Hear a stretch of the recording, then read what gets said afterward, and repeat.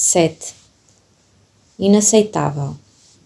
Mesmo por baixo do cérebro e em frente ao cerebelo fica o tronco cerebral ou encefálico.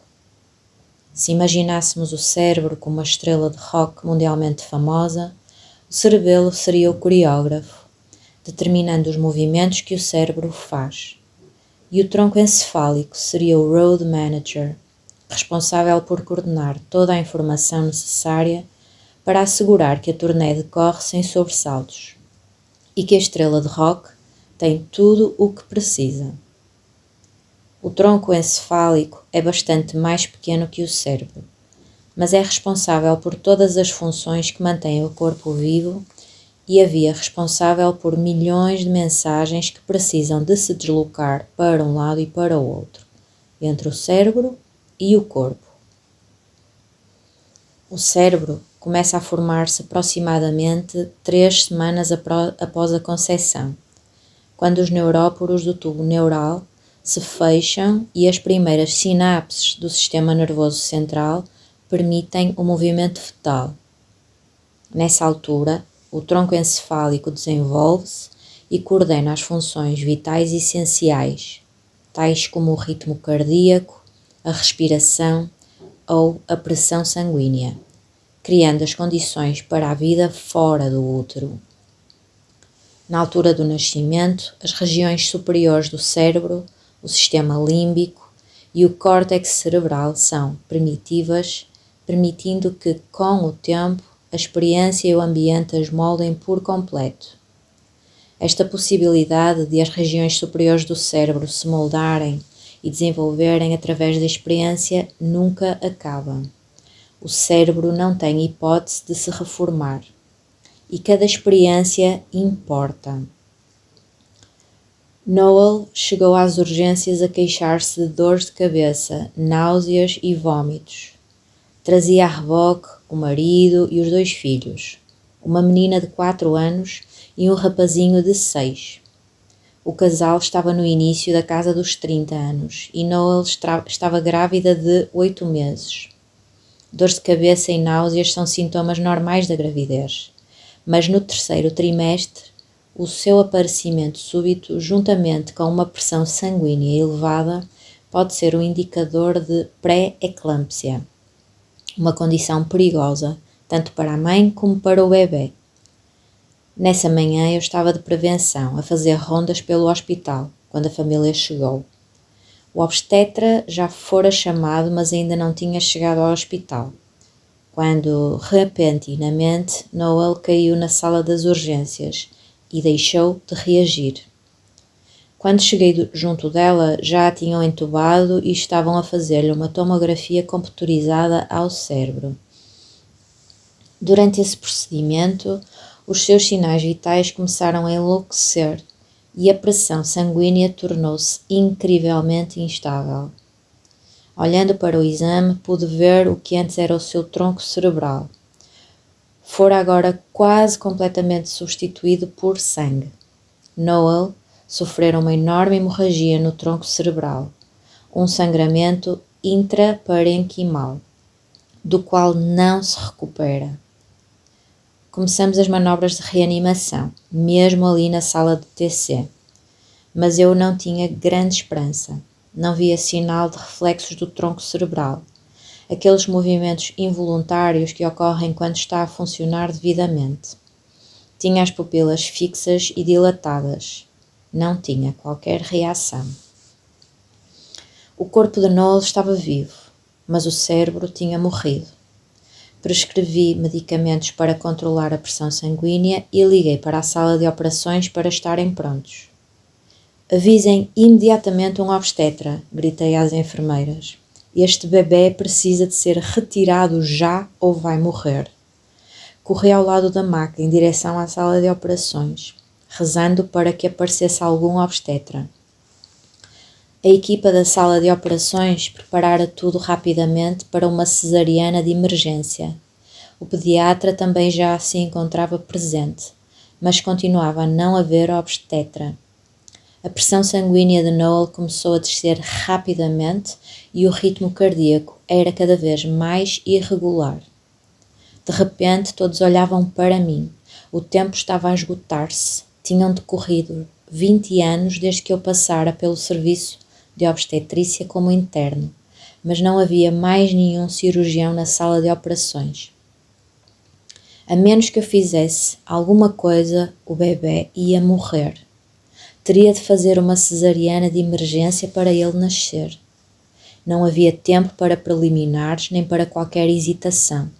Noel estava em morte cerebral. Não sabia que não conseguiríamos estabilizar a sua pressão sanguínea por muito mais tempo. Colocámo-la sobre a mesa de operações. Foi rapidamente anestesiada e eu preparei-a e cobri-a para a cirurgia. Olhei novamente em volta, rezando para que o obstetra aparecesse. Subitamente, o coração de Noel começou a emitir alguns batimentos, enquanto no aparelho de eletrocardiograma surgiam pontos a piscar. O anestesista olhou-me e disse: "A pressão está a cair. Já lhe demos a dose máxima de medicação. Tem de avançar." Eu sentia o suor na testa e apercebi-me de que a minha respiração estava acelerada. Tinha medo. Então, fechei os olhos e comecei a respirar lentamente. Inspirar, expirar. Inspirar, expirar. Estava de volta à loja de magia. Peguei no bisturi e cortei-lhe o abdômen e depois o útero. Enfiei as mãos no seu corpo e retirei o bebê. Tinha um pequeno e fino corte na testa, feito por mim, ao abrir a barriga da mãe, mas, para além disso, estava vivo e saudável. Entreguei-o ao pediatra, cortei e prendi o cordão umbilical e voltei a cozer Noel. O seu coração deixou de bater poucos segundos depois do seu rapazinho nascer. Na Faculdade de Medicina não nos ensinam como dizer a um marido e a duas crianças pequenas que a sua mulher e mãe partiu. Não é possível ser-se humano e não sentir a dor da família. Vagas sucessivas de dor, raiva, negação e desespero. É por isso que tantos médicos dizem apenas: "Fizemos o possível, lamento." Depois afastam-se imediatamente, deixando que o capelão do hospital ou outro membro da equipa se encarreguem da dura missão de apanhar os cacos.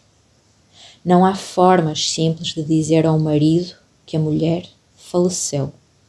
Nenhum lamento poderá atenuar a dor de um filho que, por enquanto, não compreende ainda que este dia terrível irá impedir que a sua mãe lhe faça uma sanduíche de manteiga de amendoim, lhe leia uma história ou o beije e mime quando ele cair. Levei o marido de Noel para um canto e expliquei-lhe o que acontecera. Ele fechou os olhos, aproximou-se de mim e soltou um terrível grito de dor e desespero. E eu não podia fazer mais nada a não ser abraçá-lo enquanto ele chorava. Ao verem o pai chorar, as duas crianças começaram também a gemer. Fiz o meu melhor para dar a esta família espaço para a sua dor. Tentei falar do bebê ao marido de Noel, mas de momento ele não conseguia ouvir mais nada, para além da dura verdade de que a sua mulher partira. Enquanto estava ali com eles, reparei que a frente da minha bata cirúrgica estava salpicada com pequenas gotas de sangue. O sangue de Noel? Sangue da testa do bebê? Isso era importante? É difícil celebrar o nascimento quando se está a sofrer com uma morte. Mas não faz tudo parte da vida? Nascemos e morremos. E tudo o que acontece entre uma coisa e outra pode ser tão imprevisível que desafia toda a lógica.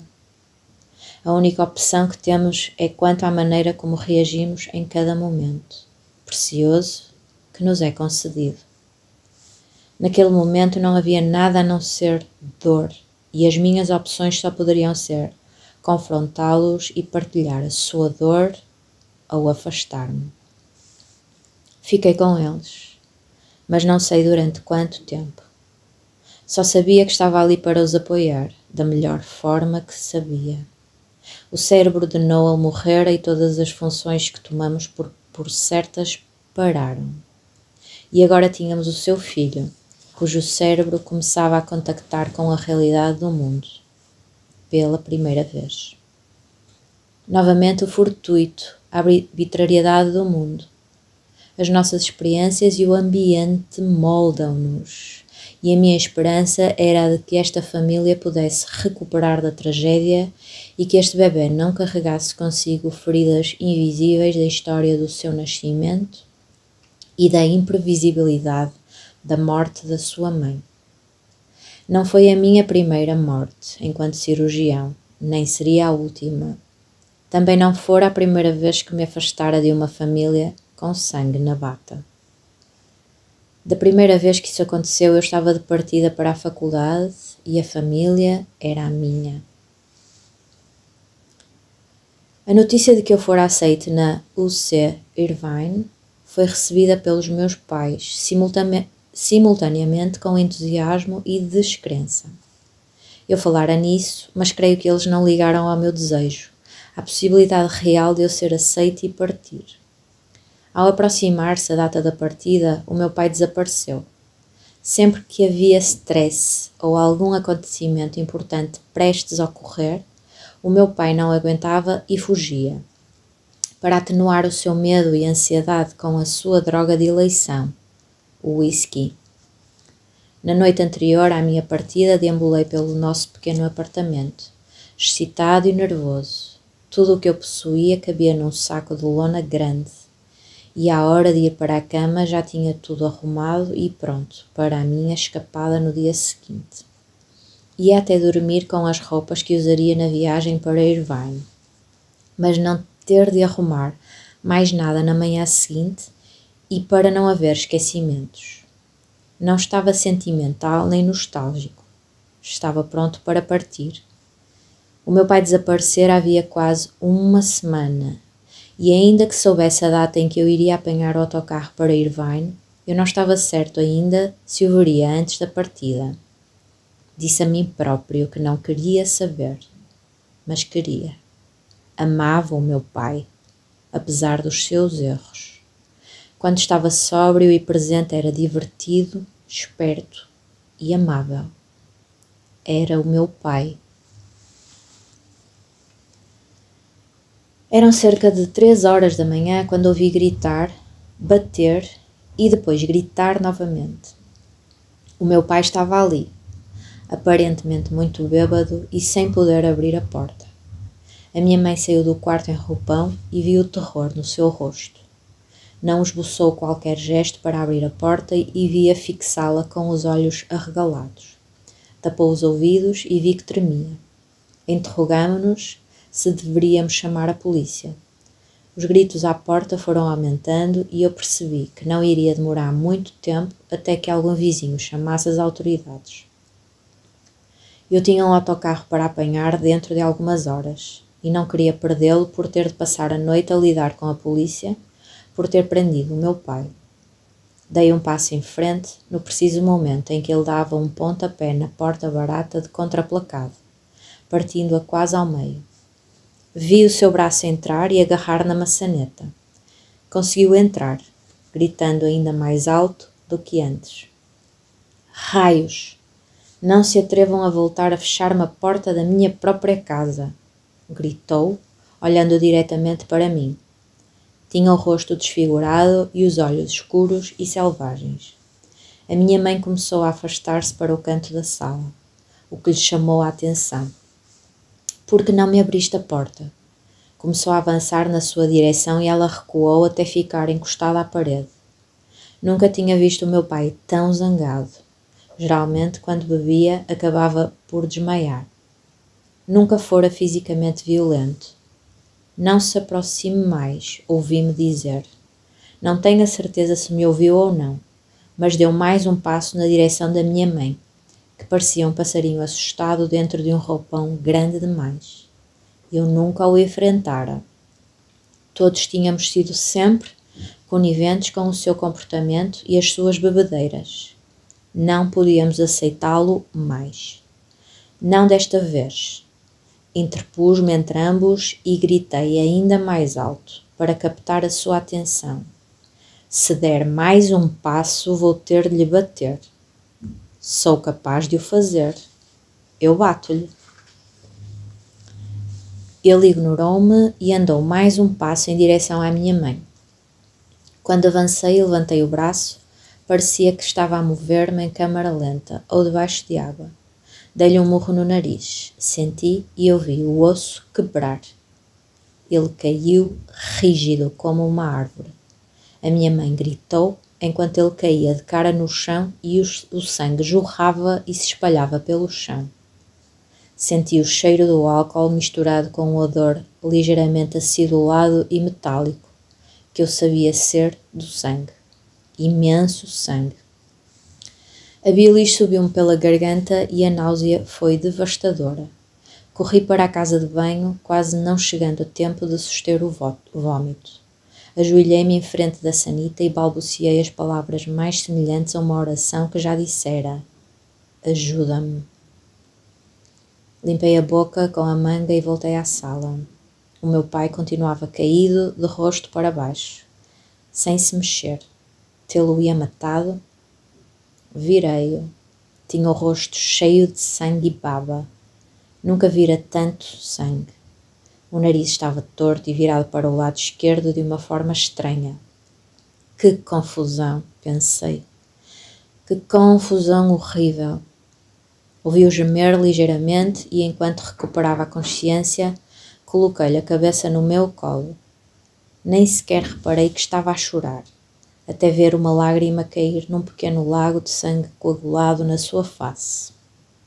O murro deixara-o sóbrio. Olhou para cima lentamente e estudou-me de uma forma que nunca ouvira fazer antes. Disse: Está tudo bem, filho. Está tudo bem. A minha mãe continuava a chorar e eu sequei os olhos. Nesse momento soube que tudo iria ser diferente entre o meu pai e eu. Eram então 6 da manhã e o meu autocarro partia às 7:30. A minha mãe estava a tratar do meu pai, que estava agora bastante sóbrio, sentado numa cadeira a beber café, com bolas de algodão a tapar-lhe o nariz. Olhou-me novamente e baixou os olhos. A minha mãe disse-me que não queria que eu perdesse o autocarro, e nesse momento bizarro beijei ambos. Abracei-os, passei pela porta rachada e parti para a faculdade, enquanto caminhava em direção ao carro do amigo que me iria dar boleia até ao terminal de autocarros. Reparei que tinha alguns salpicos de sangue na parte da frente das calças. Era demasiado tarde para voltar atrás e mudar de roupa. De qualquer maneira, toda a minha roupa estava no saco de lona.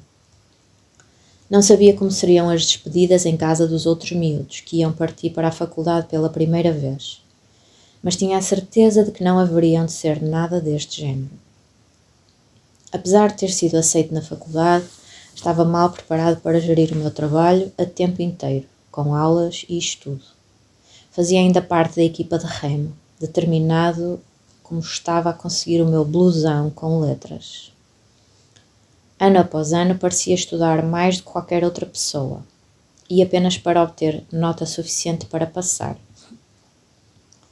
Durante os primeiros anos viajei frequentemente de autocarro de Irvine para Lancaster, mas por vezes ia de boleia. Apesar de trabalhar arduamente, as semanas passavam longe da faculdade para ir tomar conta da minha mãe, controlar o meu pai ou ajudá-los a sair de uma crise, para logo a seguir se meterem noutra. Pesavam. Quando chegou a altura para me candidatar à escola médica, não só não tinha sequer uma média de 2,5 GPA, como parecia que nem sequer ia conseguir formar-me. Como futuro estudante de medicina, estava a falhar miseravelmente. Nessa altura, a média GPA para entrar no curso era quase de 3,8. Ainda estava plenamente convencido de que viria a ser médico. A minha imagem de bata branca não era apenas uma visualização. Sentia-a tão real como se estivesse a ver-me ao espelho. durante quase 7 anos, eu definir essa imagem no meu cérebro, e não a tornar real era para mim inaceitável. E muito embora na minha mente isso fosse uma realidade, descobri que muitos colegas gostavam de me recordar que com as minhas notas nunca entraria em medicina. Infelizmente, muitas pessoas permitem que outras decidam o que elas podem ou não fazer. Esta foi outra dádiva de Ruth. A capacidade de acreditar em mim mesmo e de aceitar que nem todos iriam querer que eu tivesse sucesso ou realizasse feitos importantes. E a capacidade de encarar essa realidade sem reagir. O processo de candidatura à Faculdade de Medicina começou no final do meu primeiro ano júnior. Descobri que, para os alunos da UCI, parte desse processo implicava a obtenção de uma carta de recomendação, na sequência de uma entrevista pelo comitê pré-médico. Cumpridor, fui ter com a secretária do comitê para marcar a entrevista. Ainda consigo vê-la nitidamente. Agora, cerca de um quarto de século mais tarde, a pegar no meu processo e a examiná-lo brevemente, olhando depois para mim de uma maneira depreciativa e voltando a folhear o processo.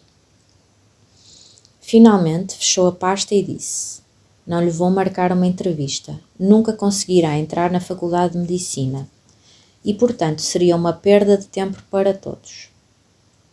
Fiquei ali em pé, estupefacto. Obter a carta de recomendação deste comitê era imperativo. Era o primeiro de uma longa lista de passos que precisava de dar para me candidatar à faculdade. Depois disso, haveria impressos para preencher, exposições a fazer e, finalmente, esperava um convite para uma entrevista na Faculdade de Medicina. Havia barreiras que tinha de saltar e eu apenas queria uma oportunidade para o fazer. Respirei fundo. Agradeço a sua preocupação, mas mesmo assim quero marcar uma entrevista. Não posso fazê-lo, não preencho as condições. Passou o dedo para cima e para baixo sobre as folhas do meu processo e eu sabia que era muito mais do que quer que estivesse no meu processo. Aquele processo não era eu. Aquele processo não mostrava que eu trabalhava 25 horas por semana e tinha todo o tempo ocupado.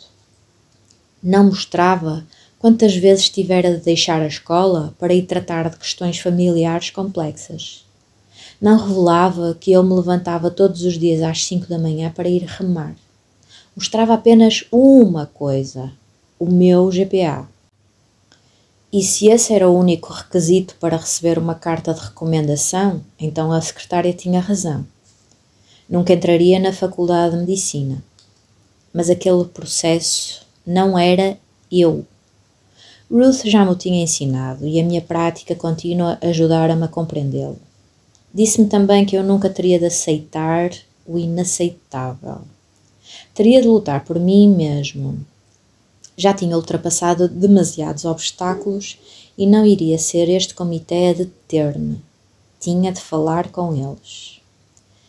Isso é inaceitável.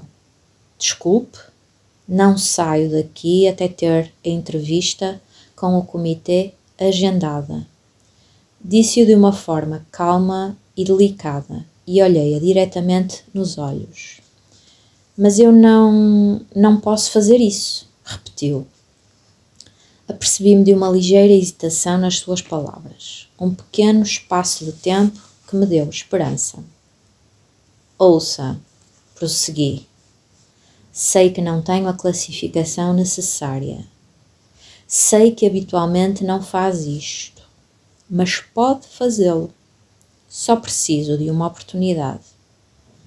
Ela voltou a abanar a cabeça. Não estou a tentar fazê-la perder tempo, nem ao comitê, e também não estou a fazer-me difícil.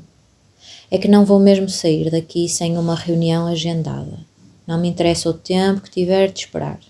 Só não posso aceitar ser uma causa perdida. Não vou aceitá-lo.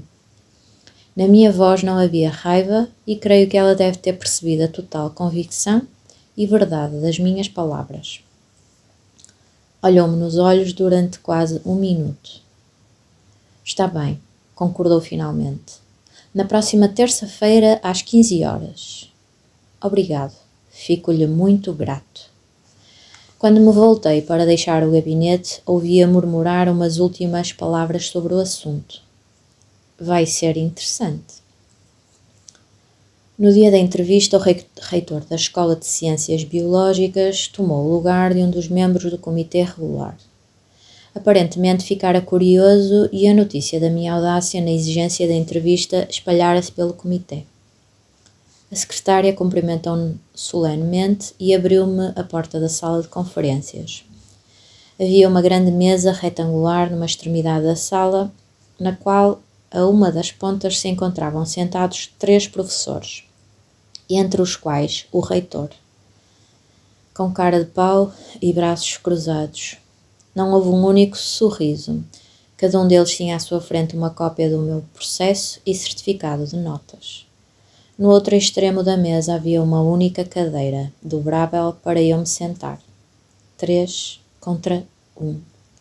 Não me parecia justo. Eu tinha 20 anos. Entrei, olhei em volta e apercebi-me de que aquilo não era uma entrevista. Era uma inquisição e eu, o herege. Sr. Doty, começou um dos membros do comitê, um professor de química, a cuja disciplina eu passara por pouco no semestre anterior. Teve vários insuficientes nas aulas e o seu registro académico não indica sequer que venha a formar-se, e ainda menos que possa ser um candidato de sucesso à Faculdade de Medicina. Não aponta para a possibilidade de vir a ser um bom estudante. Nem dá qualquer garantia de que tenha disciplina e inteligência necessárias para ser médico. Acho que esta reunião é uma verdadeira perda de tempo para todos nós. Consegue convencer-me do contrário, Sr. Doty? Perguntou outro membro do comitê, uma professora com reputação de muito dura, embora eu nunca a tivesse conhecido antes. Reconheço o esforço em ter persuadido a secretária a marcar esta reunião, mas já a esperar que o recomendemos para uma profissão para a qual tem 0 hipóteses de ter sucesso é o cúmulo da arrogância. A Faculdade de Medicina é extremamente competitiva, e eu estou certa que sabe, e as suas médias não o são. Olhei para o reitor, mas ele não disse nada, limitando-se a fixar-me com curiosidade. Estava ali apenas a observar. Gostaria de dizer alguma coisa, disse eu. Temos outras reuniões marcadas, pode expor o seu assunto, mas seja breve. A cadeira dobrável onde me sentei era pequena e recordava-me aquela outra onde me sentara durante horas em frente a Ruth, na loja de magia.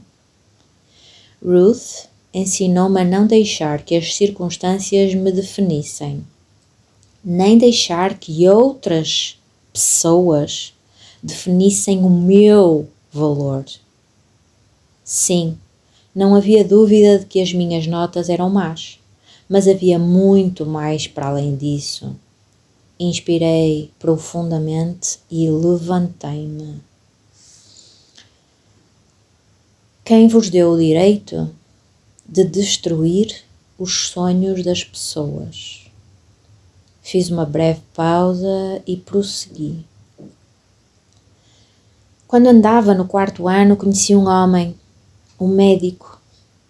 Plantou em mim o desejo de um dia também eu vir a ser médico. Não parecia provável. Nunca alguém da minha família foi para a universidade. Nunca ninguém foi um profissional de qualquer espécie, muito menos um médico. No 8º ano conheci uma mulher que me ensinou que tudo é possível se acreditarmos em nós próprios. Se travarmos a voz na nossa cabeça que nos diz que o que somos tem por base o que fomos. E eu cresci pobre. Cresci sozinho. Os meus pais fizeram o melhor que podiam, mas tinham as suas próprias lutas. Olhei para os membros do comitê. Os 2 professores continuavam de braços cruzados, mas o reitor inclinara-se ligeiramente para a frente. Fez-me um breve aceno para que continuasse. Este sonho tem-me acompanhado toda a vida. Tem-me motivado, sustentado. Tem sido a única coisa consistente na minha vida. É verdade, nem sempre tive as melhores notas, mas também nem tudo esteve sob o meu controle. Trabalhei tão arduamente como os meus colegas, ou até mais. E ainda que o meu registro não o mostre, garanto-vos que nunca se apresentou perante este comitê pessoa mais determinada do que eu a ter sucesso na Faculdade de Medicina. Olhei para aquelas 3 pessoas que tinham o meu futuro nas suas mãos. 2 delas nem pareciam ter ouvido, e pela primeira vez em muito tempo senti o medo e a ansiedade percorrerem-me o corpo. Conheci esta sensação. Era a que tivera durante os primeiros 12 anos da minha vida. O meu coração começou a bater desenfreadamente. Voltei a sentir-me como aquele rapazinho perdido e a dúvida começou a insinuar-se em mim, como nevoeiro. Quem era eu para achar que um dia poderia ser médico? Estas pessoas haveriam de saber melhor. E então de súbito ouvi a voz de Ruth na minha cabeça, dizendo-me para abrir o coração. Fechei os olhos e vi o seu sorriso. Tu consegues, Jim. Podes fazer qualquer coisa. Tens a magia dentro de ti. Deixa-a sair. Continuei a despejar o meu coração. Durante o que me pareceu uma eternidade. Falei-lhes de ter crescido pobre e da minha luta para ir para a faculdade. Falei-lhes dos meus pais e das inúmeras vezes em que tive de deixar a escola para ir tratar de um ou do outro. Contei-lhes como estudara arduamente apenas para manter as notas e a inscrição. Disse-lhes como era até impressionante que estivesse ali perante eles, pretendendo seguir para a medicina. E fiz tudo o que pude para que eles percebessem como isso era extraordinário. Sabem que não há a mínima prova de que um GPA elevado equivale a vir a ser um bom médico. Um GPA alto não faz uma pessoa importar-se. Qualquer indivíduo em alguma altura da vida precisa de uma oportunidade para fazer aquilo que ninguém acredita ser possível. Cada um dos senhores está aqui porque alguém acreditou em vós, porque alguém se importou. E eu estou a pedir-vos para acreditarem em mim. Só isso. Estou a pedir-vos para me darem a oportunidade de me tornar quem sonho vir a ser. Quando acabei de falar, fez-se silêncio por 1 minuto. Garantiram-me que iriam tomar em consideração tudo o que eu dissera. Então, o reitor levantou-se e apertou-me a mão. Jim, creio que nos deu uma perspectiva que ignoramos demasiadas vezes. Esquecemos que é um ser humano que está sentado à nossa frente e não um processo. Ainda que muitos preencham os requisitos que exigimos, de certa forma, esses requisitos são arbitrários. Foi preciso ter coragem para nos vir enfrentar.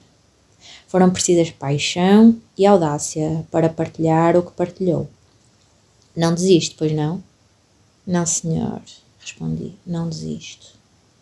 Obrigada pelo vosso tempo, disse ao deixar a sala. A secretária levantou os olhos quando passei por ela. Como correu?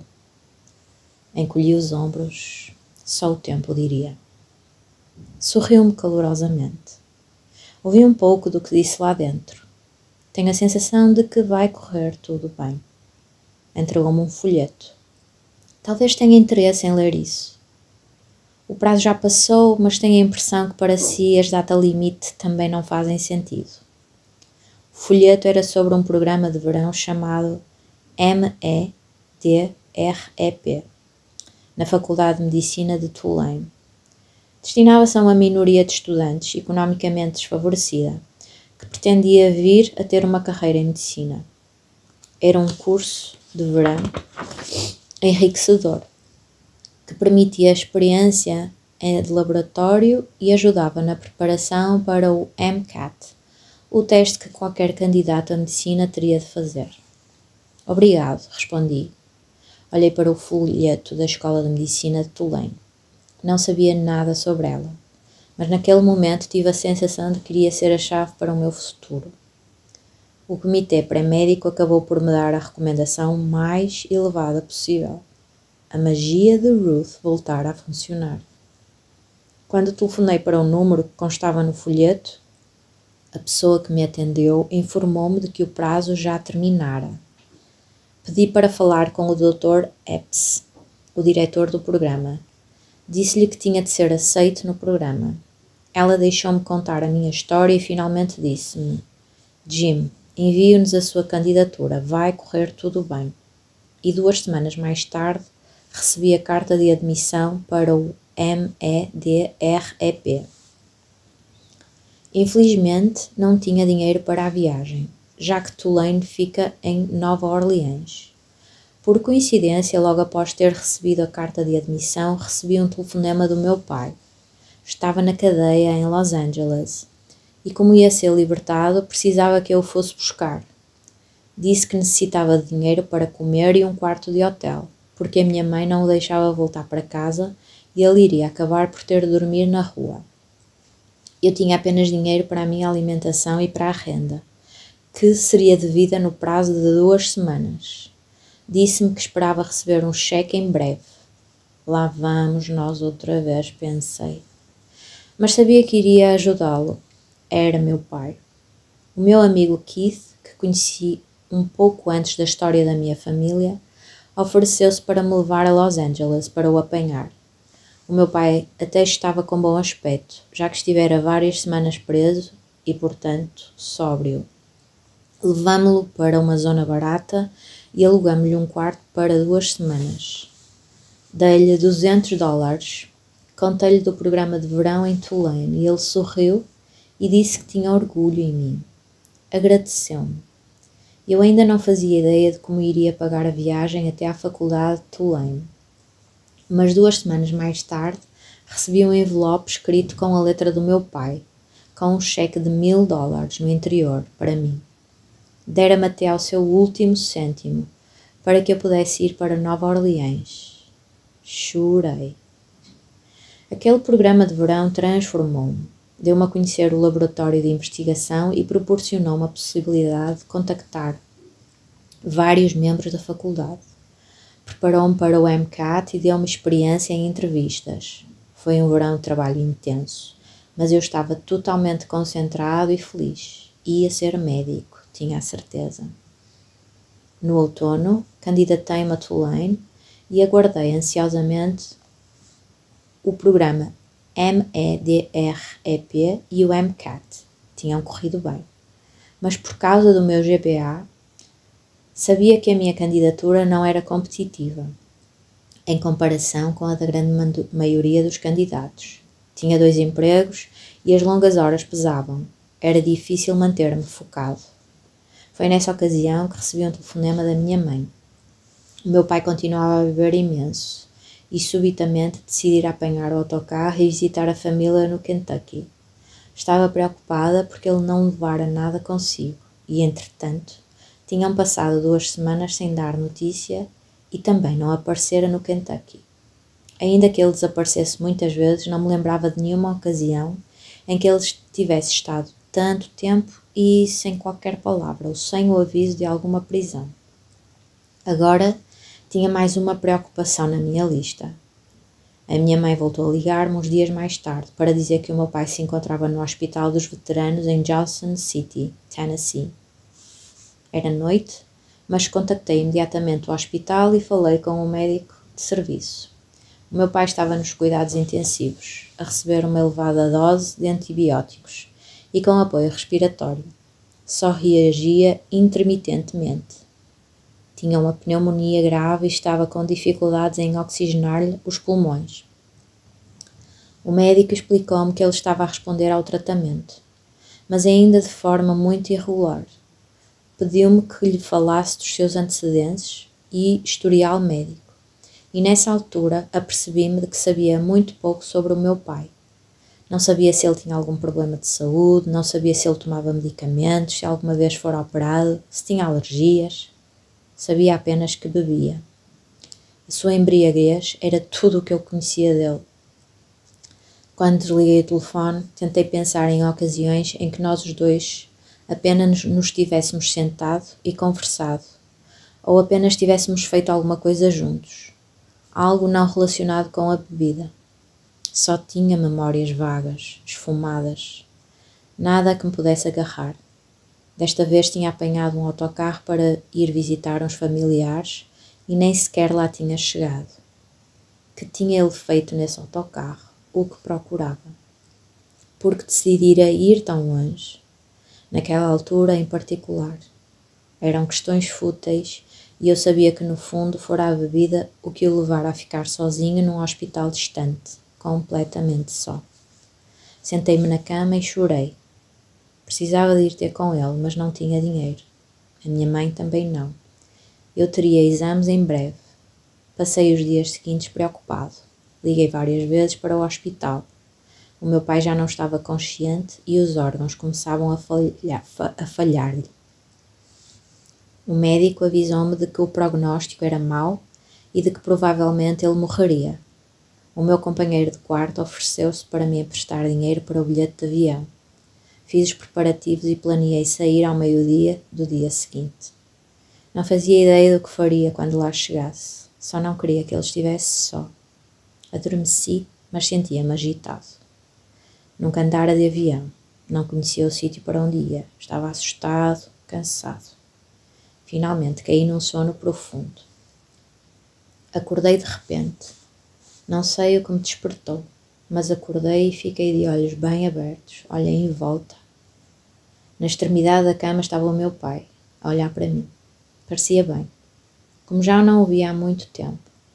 Estava calmo e, embora não sorrisse, tinha no rosto uma expressão de bondade e de aceitação.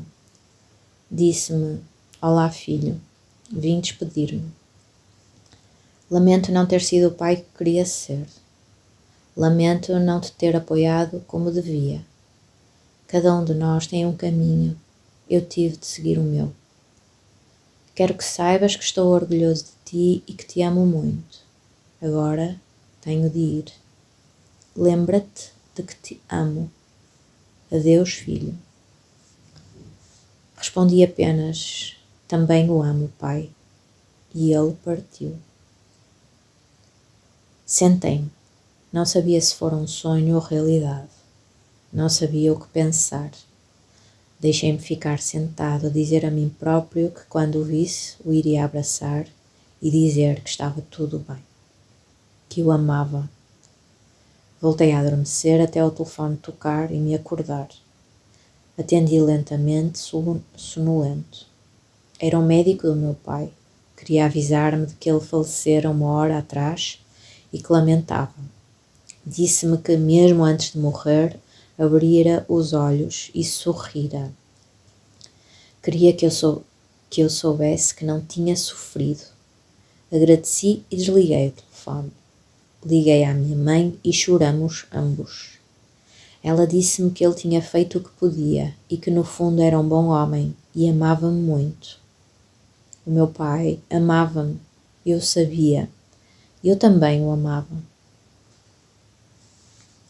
Menos de 1 ano após a minha entrevista perante o comitê da UC Irvine e 2 semanas após o falecimento do meu pai, fui admitido na Escola de Medicina da Universidade de Tulane.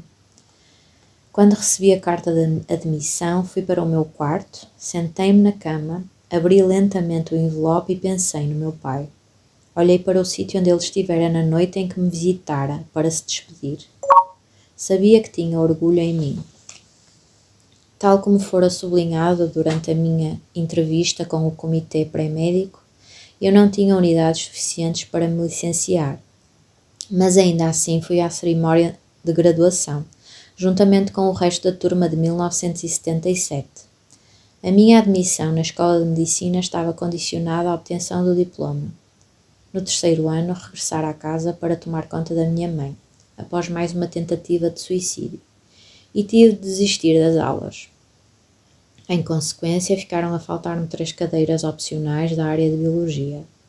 Não tinha qualquer hipótese de as fazer antes do começo das aulas na Faculdade de Medicina, no outono. Tinha lutado tanto para agora me arriscar a perder tudo.